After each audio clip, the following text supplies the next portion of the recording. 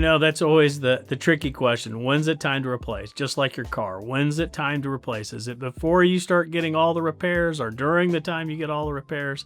And we've got machines out there that are, 30 years old that we still support. The real challenge is in today's world with technology is the obsolescence of a lot of electronic boards and et cetera. And we're seeing this across all manufacturers, so this isn't unique to anybody. But as technology changes, the computer boards, et cetera, get obsoleted, well, those parts started to become more and more and more expensive. So knowing, when's it time to get out of a machine, it's a difficult question because it's also based on usage. How many years of service do you have on that machine, or how many hours you have on that machine?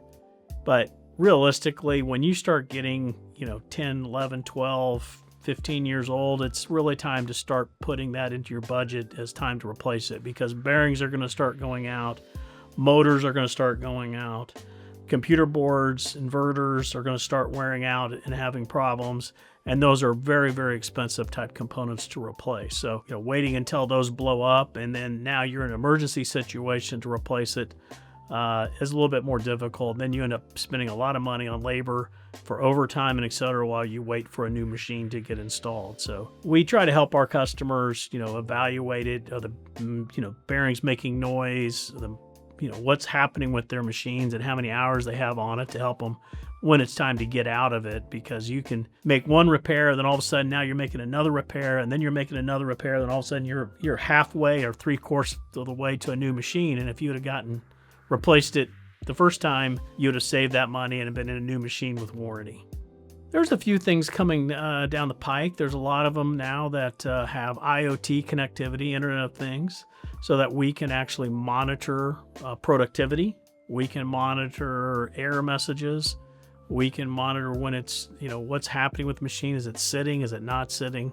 So that you can help effectively manage your staff, because that's the most expensive part on-premise laundry is staffing it for the hotel or nursing home or hospital or whatever. That machines sitting there not running while you have staff in the building you're paying for. So those are things that we can help examine. And are you the most energy efficient as you can be with new high extract machines and the ability to have moisture sensing on it and shut the dryers off when it's done, but also how long is the dryer sitting with it done? How long is the washer sitting when it's done and not getting that laundry produced and out the door? In a vented setting, what's going on with the machine? Is it, how many times is it getting used?